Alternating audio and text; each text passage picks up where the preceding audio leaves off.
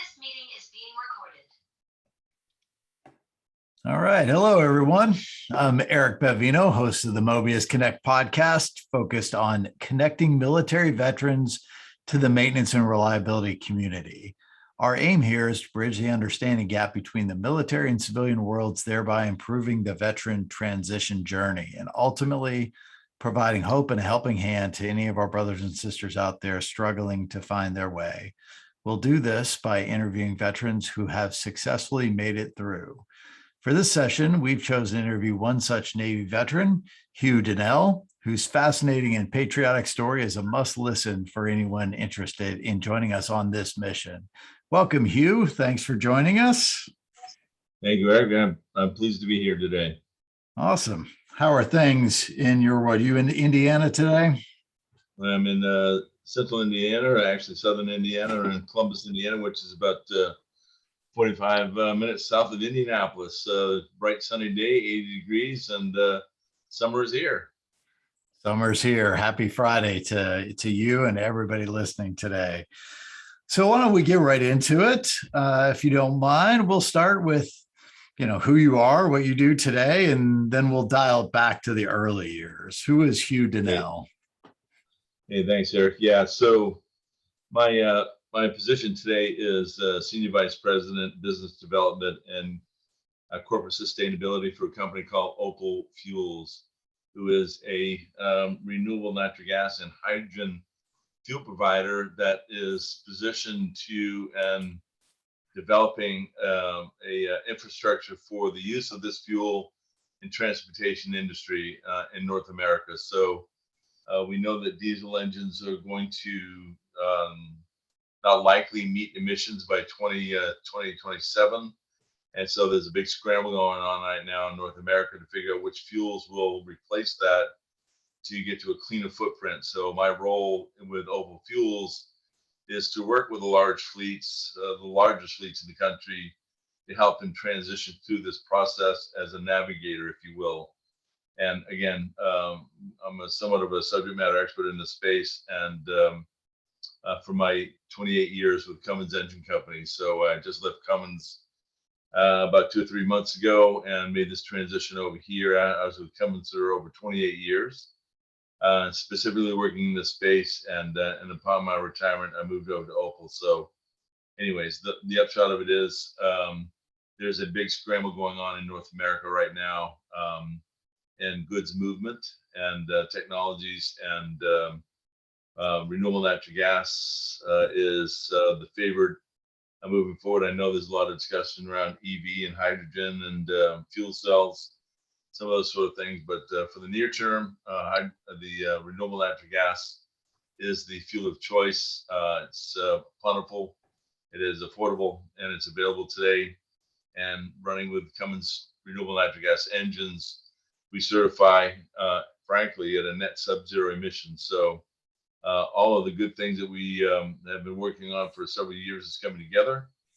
And we have a technology for the Amazons of the world, the Walmarts of the world, all these large fleets have an option to go to a low-cost energy domestic fuel and meet all emission requirements throughout the United States. So that's kind of what I've been doing, and it's a lot of fun and new technology and a lot of great people working together to make this happen. Sounds fantastic, Hugh. Congratulations on your retirement, your career at Cummins, and transitioning into another business development role, which I think is really interesting for this podcast as well, because there is a focus on maintenance and reliability and the natural transition that service members can make.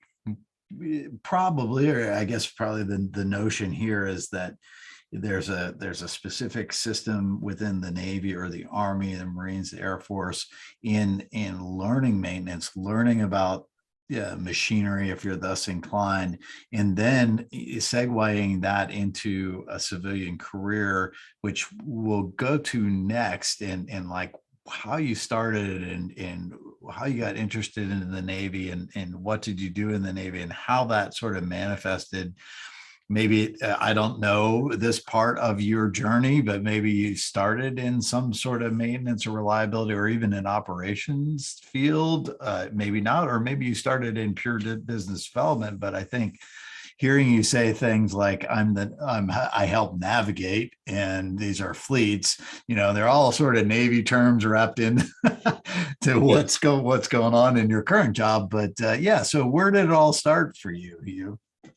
Yeah, thanks, Eric. So this is an interesting story, and I'm somewhat in disbelief myself to sort of review this mentally about kind of what happened and how it evolved. But when I graduated high school in 1973, I generally had been working around mechanical things, engines, just a general gearhead, if you will. And my family has had a long history of Navy service. And I grew up in Maine, which is kind of a barren place in the wintertime. So, when I graduated, I went to vocational school for one semester, and I thought, it's just more of the same. Really wasn't all that interesting. And so, anyways, I joined the Navy and actually reported to Great Lakes Naval Training Center, actually at the Recruit Training Center in Great Lakes in February '74. And it was the first time I'd ever been out of the state of Maine. And boot camp was in February. Chicago was kind of cold, but about a great team that I worked with up there, and I went to boot camp. Upon leaving boot camp, I went to A school, and my rating was engineman. So my designated role was going to be as an engineman. So I was an E1 when I got out of boot camp. I went to training, which was sort of a very interesting for me because I was working on gas turbines, these large diesel engines, submarine engines, getting certified and qualified on all that stuff. It was just really a blast. I'd never seen anything like this before. A lot of the technology, in those days was dipping back into World War II vintage products, but also, as I said, gas turbines and some of those sort of things were also in the forefront. So the Navy was in transition on these technologies, and eventually moved into gas turbines and nuke later on. But I was exposed to a lot of this stuff. Anyway, so when I get out of A school, I was shipped out to a place called Sardinia, Italy, and I was on the Howard W. Gilmore's subtender. We were sort of isolated duty. Actually, we were in isolated duty, and we were taking care of a squadron of fast attack subs operating the Mediterranean and North Atlantic. And so I was there for 14 months. Actually, I was supposed to be there for 10 months, and the chief engineer and I worked out a deal. I really worked pretty hard when I was there to try to get qualified in all the engineering spaces. I did in record time. And then anyways, the chief engineer approached me and said, "Hey, we have a lot of people leaving right now, and you're probably more qualified than most. Would you stay on? And if you stay on, we'll move you into C school." And C school in those days was only given to those people who had re-enlisted. And my original enlistment was 4 years. And so I did not have to enlist or extend to get C school if I stayed a couple more months to help them out. So I did that. It was a very good experience. Between all the submarine activity that was going on, isolated duty, we were doing a lot of really cool things. But more importantly, on that ship, we had no shore power. So we were running our engines constantly to give power to the ship, our repair ship, but also the subs when they came alongside as well. So it was very worthwhile work. It was meaningful, and we were getting something done. Anyways, went on to C school, and up in Great Lakes Training Center again. And while I was there, I was getting the advanced training for more equipment, more engines. I was selected and recommended and to work in Washington, D.C. When I left. So my role there was I was asked to move to Washington, D.C., work for the White House. So I worked for I was an onboard engineer of the Sequoia, which was the president's yacht. So, uh, so I'm moving around quite a bit here, but hang on. No, I'll it's keep going. yeah, it's all good. It's all good. Let me give you a little bit of a break here. Sardinia, nice place to get stationed after learning what the Navy's all about in the very cold. I won't call it tundra, but off off of Lake Michigan at Great Yep. Lakes, and you did so well. You got sent back, so that's pretty exciting, and got qualified. I think part of the program here that is interesting that a lot of people may not realize is the way that at least I'm familiar with in the Navy, and when I reported on board of my first ship to getting qualified on the systems in the ship that you're part of, you're part of that ecosystem is really, really important, and sort of hand tracing all the lines, the water lines, the fire mains, the hydraulic lines of fuel, the main reduction gears, everything like that. It just gives you such a huge appreciation for the system, the ship as a system, and the importance of maintenance and reliability. And it sounds like you hit the deck plates running, as they said, when you got there, and impressed a bunch of people, right? And then got to do some cool things. I think you've told me, we've known each other for a few years, and I think you told me about the Sequoia before, but I had forgotten that piece of it. So what kind of duty is that? The president's, which president was it? I mean, I'd have to figure out the years, but was that in But 78 or 80, or when was that? no, that was 70. That was 75. So 75. Okay. it was Jerry Ford, and so the Nixon administration had just parted the year before when I was in Sardinia, and then the election came up in '76, and so yeah, so the duty is very interesting duty. We had really nothing really special in the engine room, but it was mine, and the guys who preceded me actually did a great job in setting up the engine room. Lots of chrome. It was just it was a showboat, really, it really was, and delightful to work in there. And we never really accumulated a lot of hours on these engines, relatively speaking, but we rebuilt them every year. And so the duty was, particularly during the election year, a lot of people were brought down to the Sequoia from the White House, senior aides.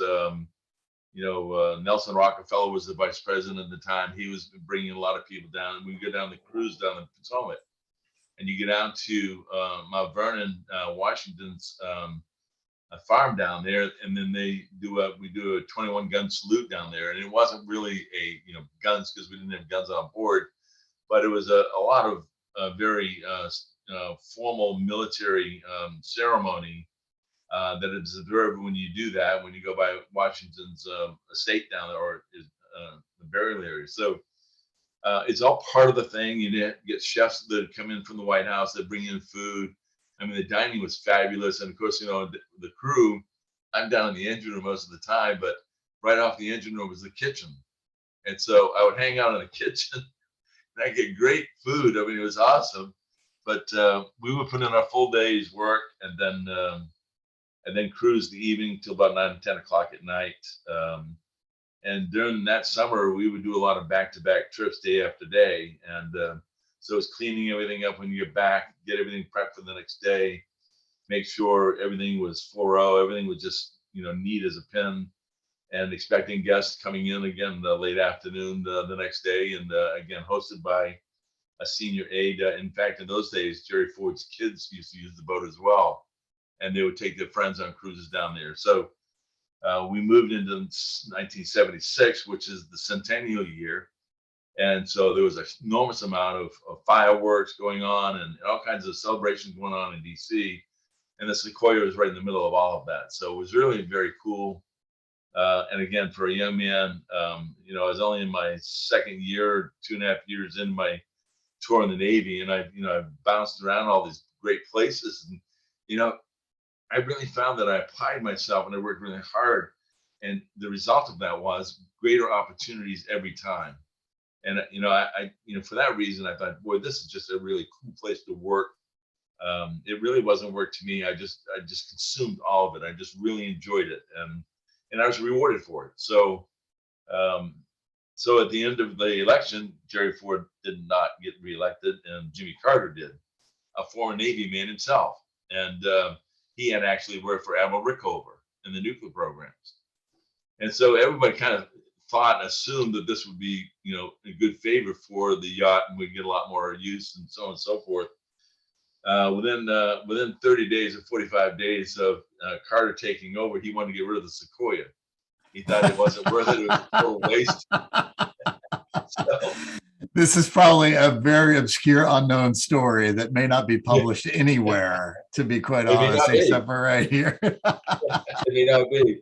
So he wanted to get rid of the Sequoia, and so I thought, boy, it's time to ship out. So I went over to the Pentagon. Actually, in those days, you go to the Pentagon, and if you're in the fleet, you're kind of corresponding with these guys. But the cool thing in Washington was you go over and talk to the guys and find out what was available for your rating and kind of pick it. And they found a location for me in North Carolina on a base over there. Basically, it was really pretty easy work. And then the other option was a destroyer escort that was stationed out in Galveston, Texas. And I only had about 18 months left, a little about 14 months left in the Navy. And I thought, you know what? If I'm going to go, I don't want to sit on a comm station, watching the emergency generators and just doing that sort of stuff. That'd be pretty easy duty. I wanted that destroyer escort. I wanted that Greyhound. Man, we went all over the Med. We were chasing Russian ships all the time. We're doing surveillance all the time. We were running in and out of Cuban waters. I mean, it was a total blast. There was a lot of work.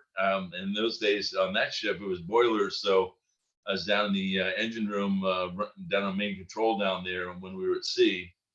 And I loved it. It was absolutely fabulous. In retrospect, when I look at it, Eric, I was in the Navy for 4 years. In 4 years, I'd gone through 11 different commands in 4 years. 4 ships, 11 commands. No one does that. I was so fortunate. But again, I give credit to, working hard and being recognized for the efforts I made, and given all these opportunities. It was just so cool.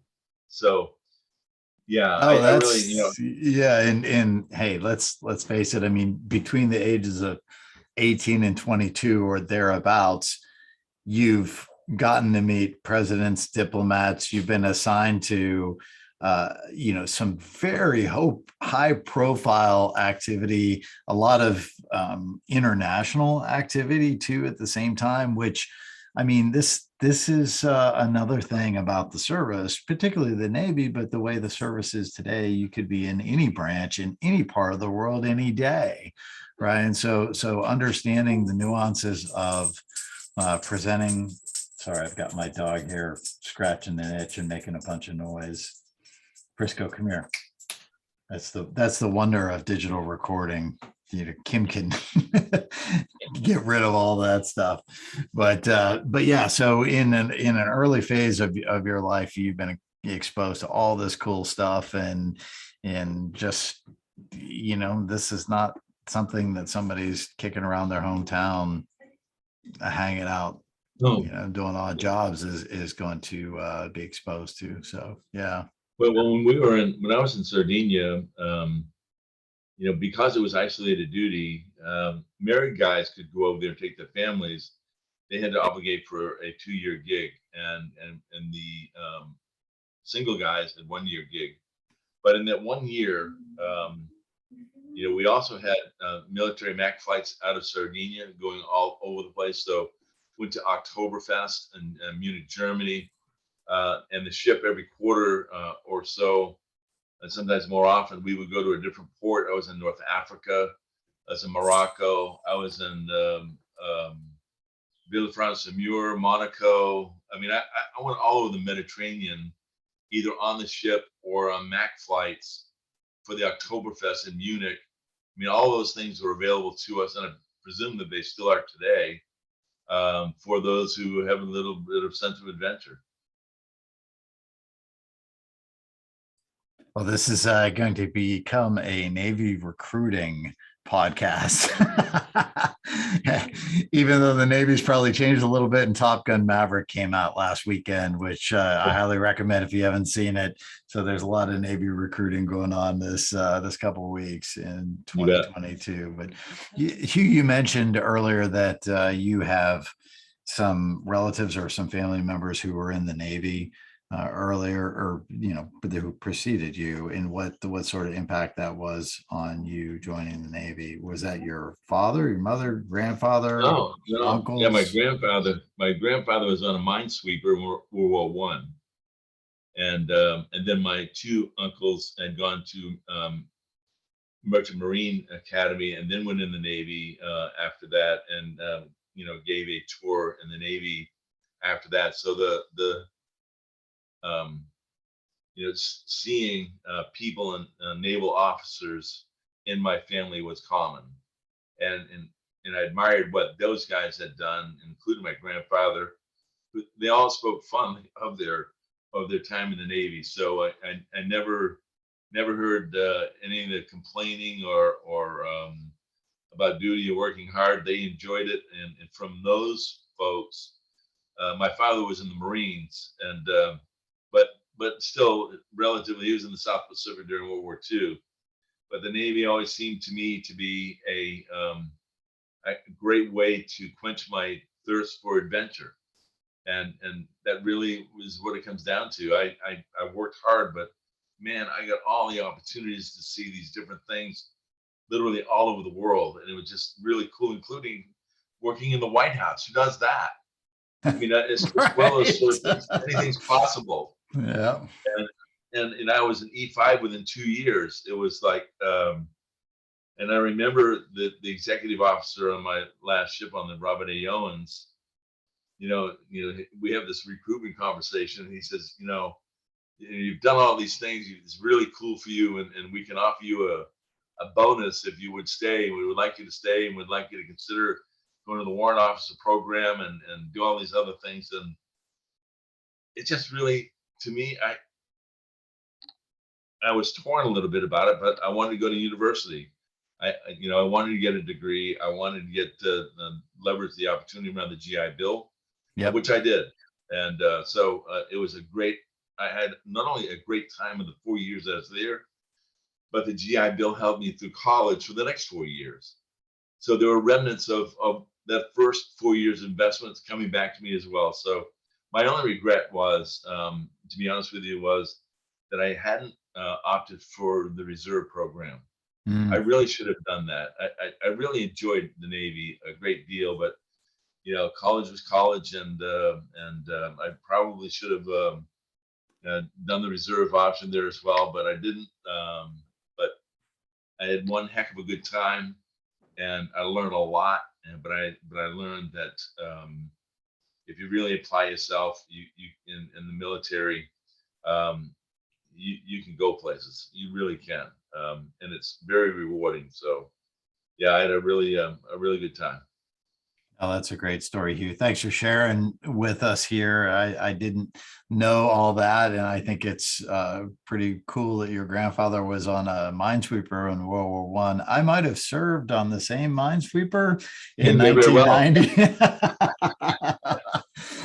I think it was or at least I was told it was a Korean War vintage minesweeper, but it was from, well, it was from the 50s. I think it was commissioned in the 50s, the exploit.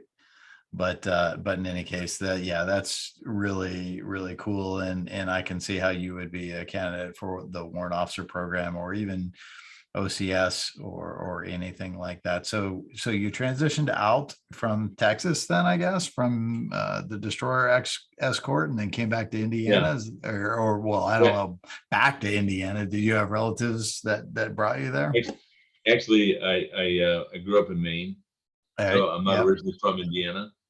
So yeah, when I got out of the Navy, I in '78, I went back to Maine and enrolled at the University of Maine and did my 4 years of college at the University of Maine. Um, That makes more sense. Yeah, I and see you. That our listeners can't see us here because we're on video, but you're wearing an IU sweatshirt. Maybe your daughter went there or something my like daughter that. graduated this spring, Yeah, right? Yeah. yeah. So okay, so back to Maine for college, and what did you take up there? I got a degree in political science and history, Hmm. and I had this in my mind. I thought maybe I would consider going back to teaching. But as after I get out of college, I was enticed by a local General Motors dealer to consider getting into purchasing a dealership. And at the time, down in the late '70s, General Motors was actually trying to consolidate a lot more. So I worked there for about 10 years, so maybe 12. And I had been considering a career change, and I was approached by someone from Cummins Engine Company. And Cummins, talked to me about being joining the company and working in the region in the Northeast. I did. I took the position as a regional sales manager for Cummins, and I was responsible for Maine, New Hampshire, and Vermont. And I did that for about 3 years. And at the time, they said, you know what, you need to come back to the mothership to Indiana, which is where the corporate headquarters was. And I took on a role as a what we call a launch coordinator, which was in essence you manage the launch of a particular product. In this case, it was a 15-liter engine that was going to be the predominant engine for on highway business for Cummins for the next 30 years. So I had no background or experience whatsoever in doing that, but they handed it to me and they helped guide me through that process. And I did that for the first couple of years until we launched the product. Then went to the field for about a dozen years in a variety of different roles, but largely more and more responsibilities added up to that. And then I did a stint in Boston for about 18 months, then came back to Columbus, Indiana, and for the last dozen years, I was a business growth and development for our natural gas program, and part of a joint venture, which has been a blast. It's been a great deal of experience that I've been able to apply towards that role.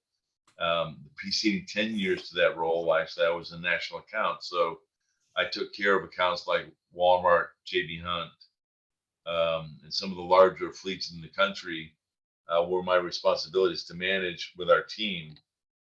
So moving into the natural gas role, continued on that path. So that's generally where I ended up when after my 28th year, the joint venture was going to retire. So I had several different opportunities from a variety of different companies interested to find out what I was going to do post joint venture.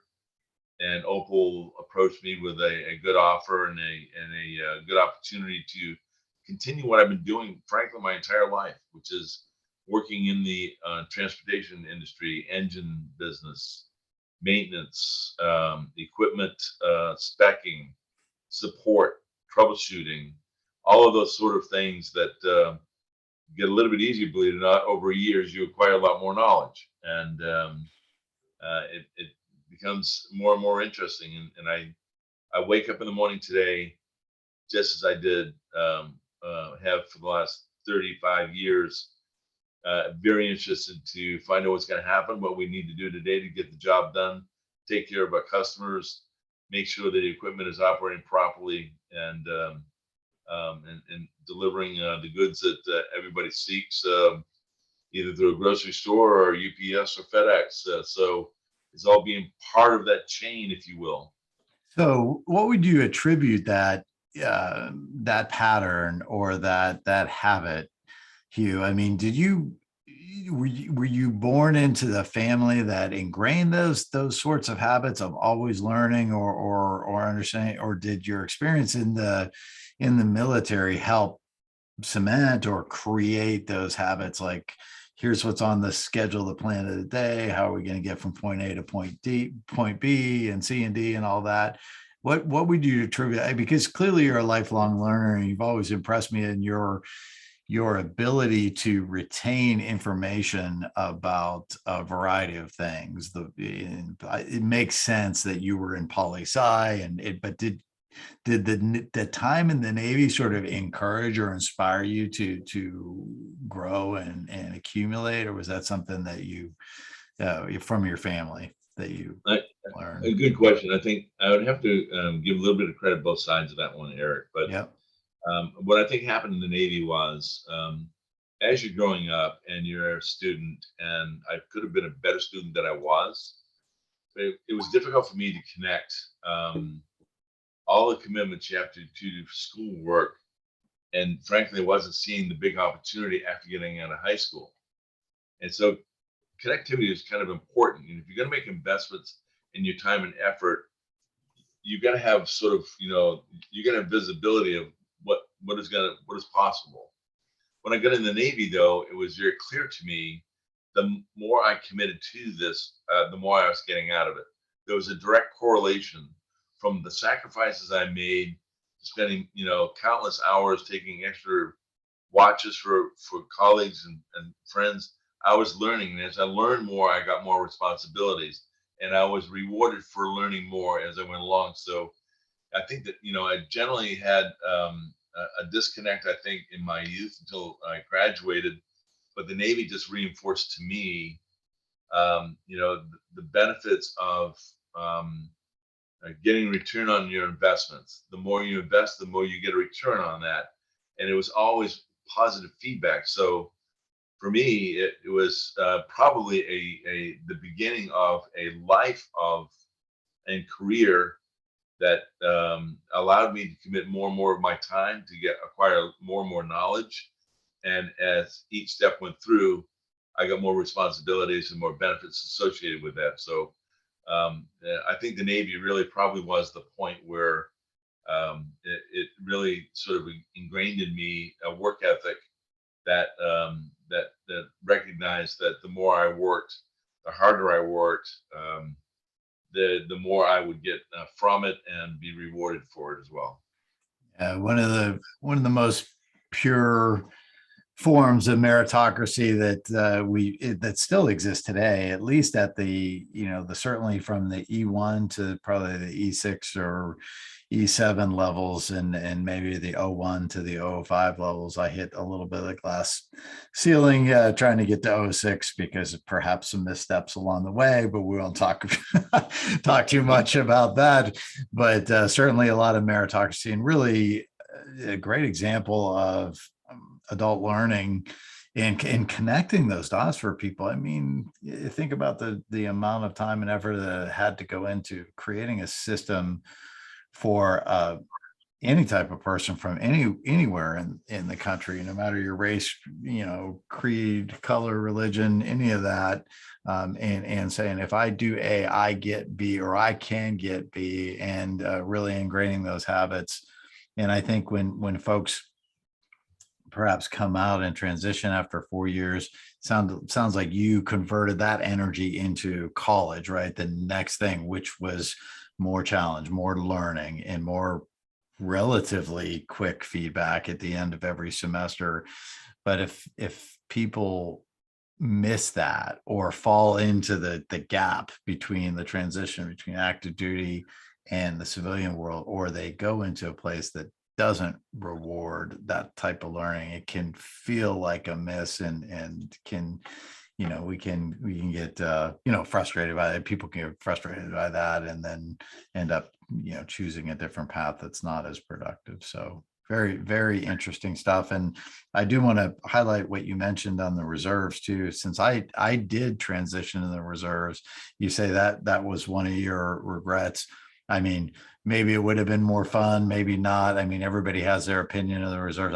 I in particular had a great time in the reserves. In the diving community. I actually did more diving in the reserves than I did on active duty, as the case may be, and would recommend that to anybody making the transition. So yeah, very good. Well, thanks for Well, yeah, go the ahead. last boat I was on, Eric, It's interesting. As I said, it was a destroyer escort, and we were posted down in Galveston, Texas, and we were the only floating Navy in Texas. And so as a result of that, we were also where the reservists came to do their duty on weekends. Mm. And so when we get underway, the reservists would have to jump on board with us and do their little thing. They do 2-week gig during the year, and great guys, and just every one of them was just really very cool.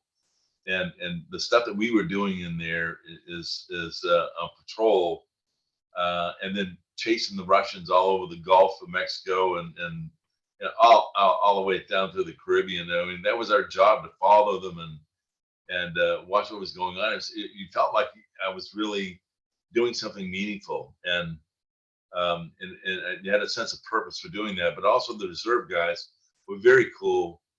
Some of the guys I'd known in other ships in my career, and it was just a very good time for me. And I had a great deal of respect and regard for the reservists.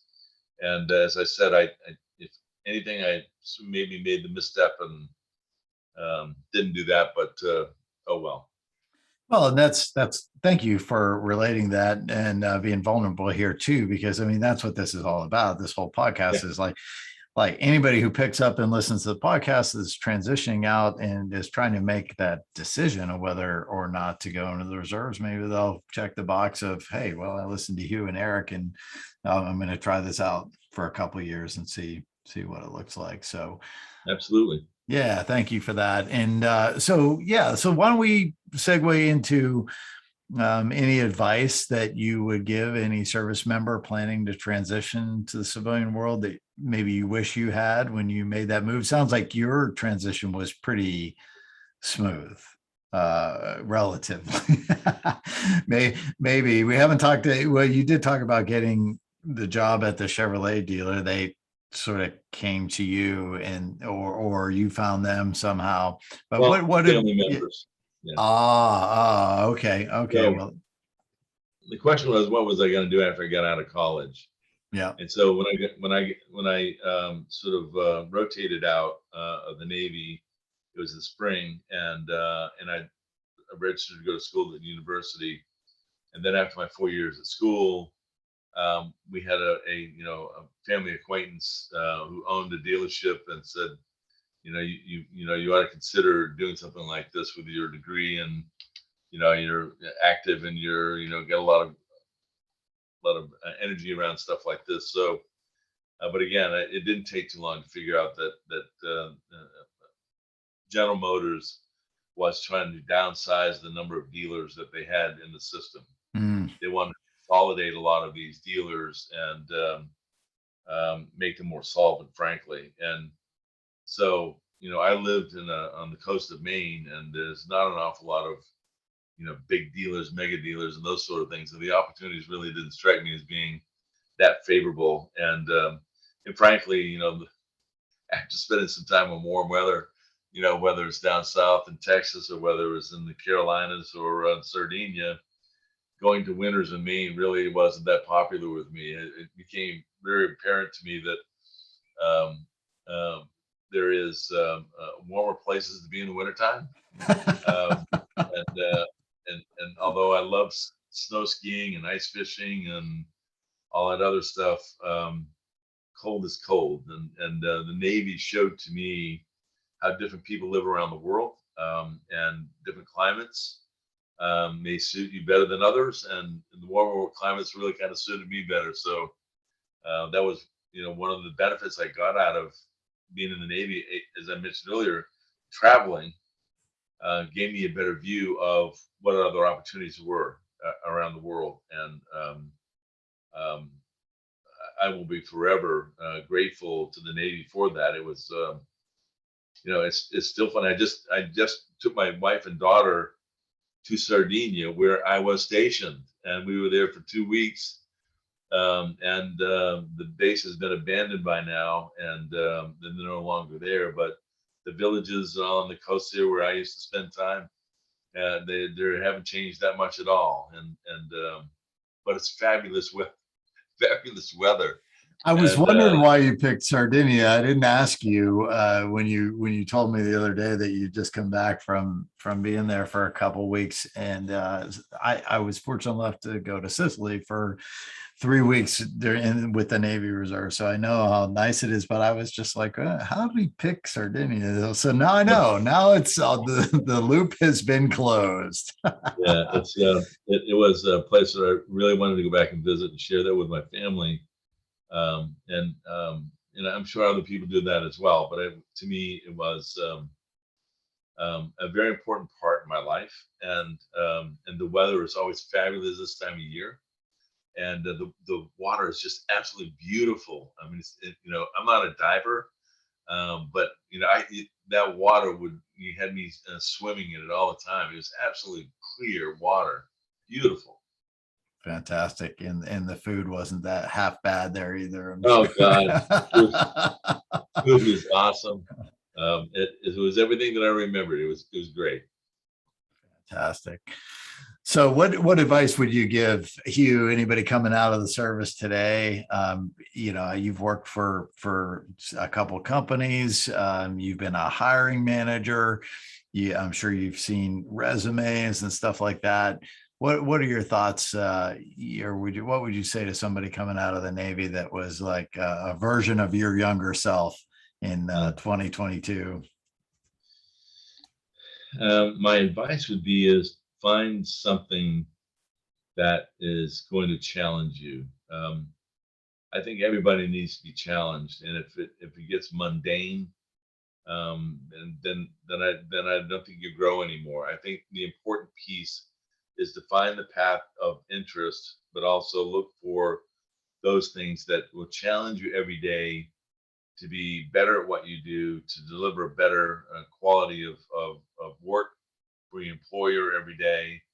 Those are the sort of things that I think are very important. And I've seen others may not have challenged themselves as much, but it was easier. I'm probably guilty of not going the easy way out. I always try to find a little bit of work to do to invest the time to get a little bit smarter, and frankly, that's always worked out pretty well for me. So that's my advice as you're looking for, if you're going to separate from the Navy or the military, don't go the easy way out. Challenge yourself. Find something that's going to be challenging for you. That's going to make you work for it every day, and that's what makes it kind of fun. Believe it or not, it really does. Need to be challenged in whether you've been in for 20 years. I mean, people go in at 18, come out at 38. You got a lot of living left to Oh, do, a God, second career, a third career. you So bet. might as well tune into the passion and be challenged. And I will say this, I mean, coming out of that high speed environment where it's learn, reward, you perform, learn leadership and stuff like that. If you're not challenged, wow, what great advice. It could get boring pretty fast, and you end up statistic like a lot of other folks who leave their first job out of the military in the first 2 years because they didn't think about it that much, or they just grabbed the first thing that came by or whatever. So I think that's great As advice.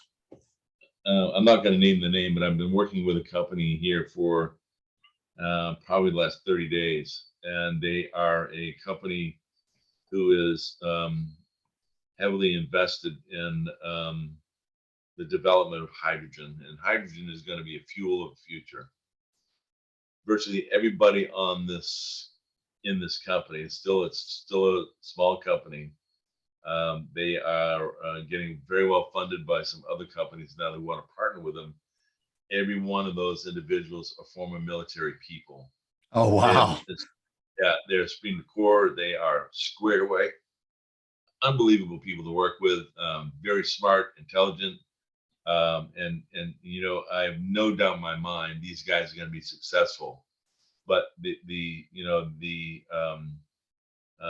CEO of the company is a former naval aviator, and he's got a former SEAL. He's got people that are sprinkled out throughout the entire spectrum jobs within the military, and I'm just really shockingly impressed with these people.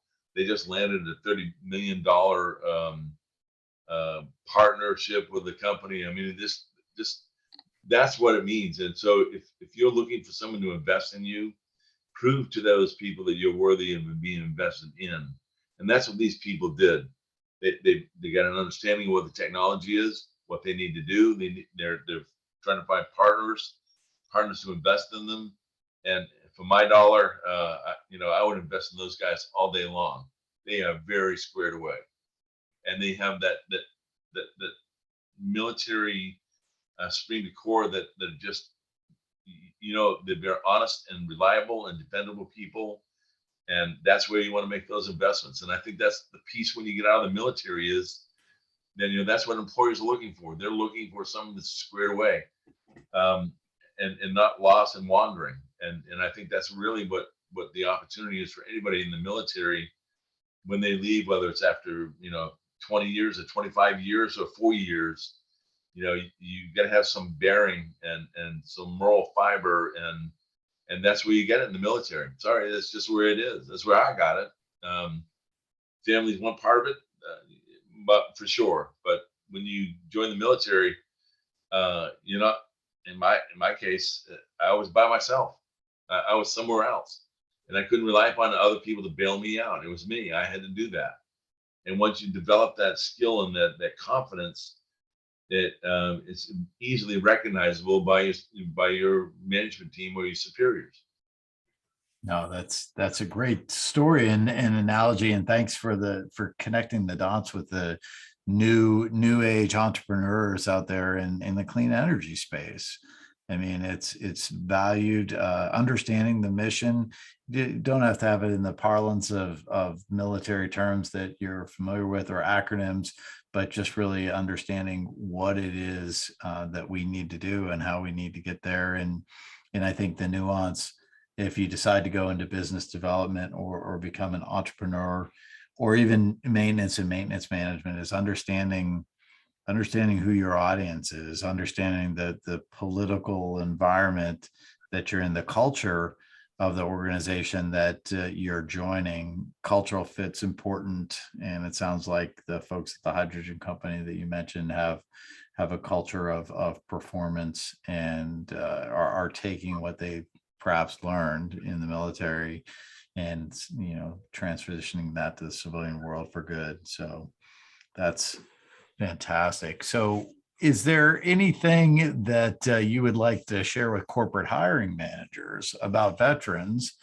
Maybe stereotypes that are out there that are bunk, or anything that they need to know to get the best fits for the positions they're looking to fill?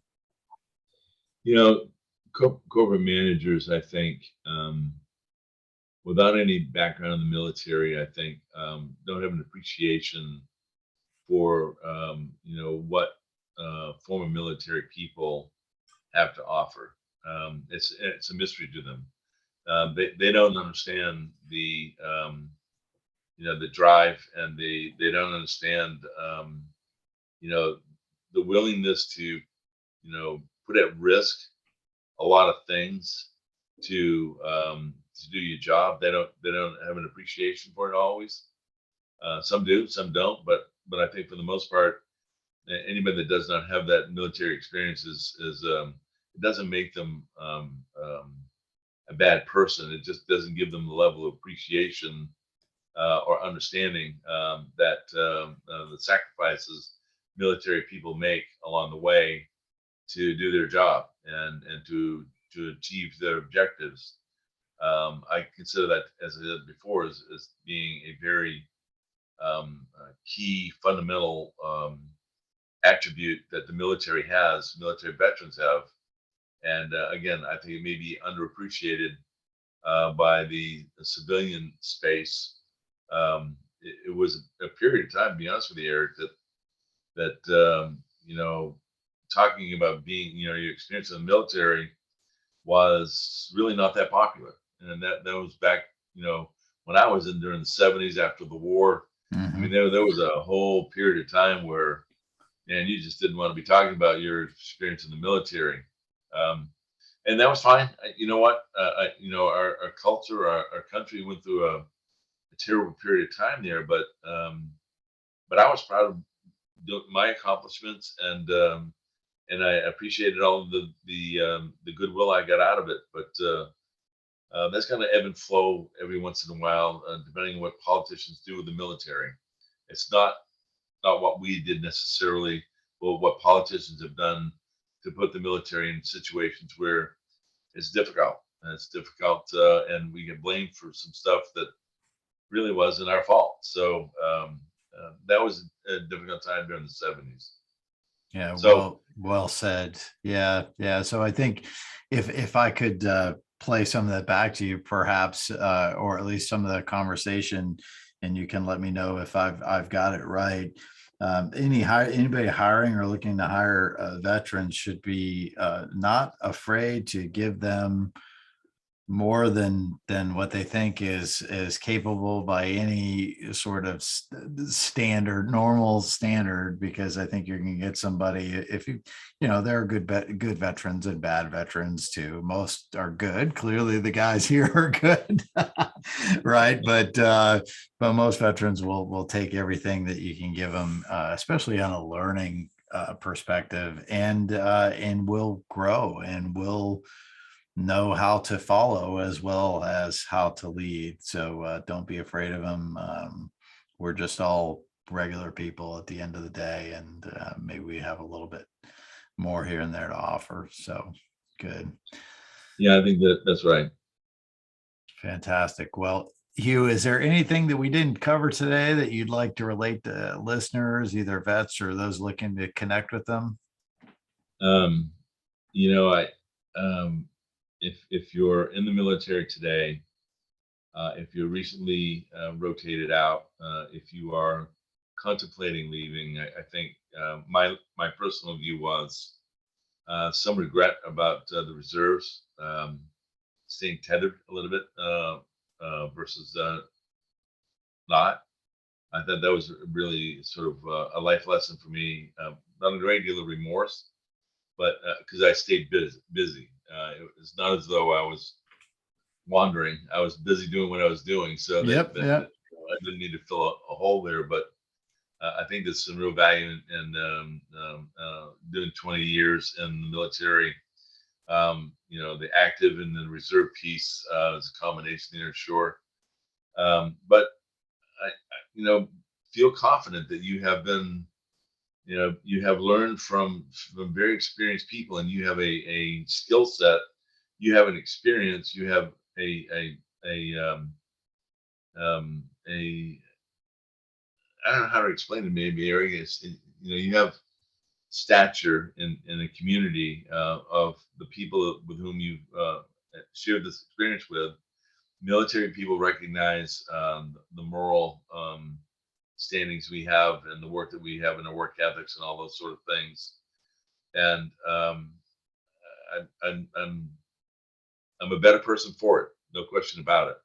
And the opportunities that were given to me as a result of what I learned in the military, and I will, I've got no reservations whatsoever about recommending to people to consider going in the military. I had classmates in high school who, I tried to convince to join with me, and no one wanted to go with me.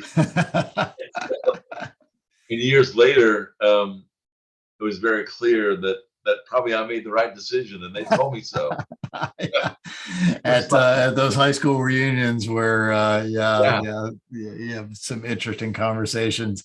Well, they used to have it as a punishment. The judge would say, well, you're either going to jail or going to the military, right? But now I think it's become a culture of character, maybe what you're expressing as well. And the leadership as well as the technical in the people side, lot to explore there, and lot to give back to the country, no matter what service, no matter what gender or race or anything you're coming out of the service with. So Very good. Well, Hugh, I sincerely appreciate the time. Thank you for helping us on this mission.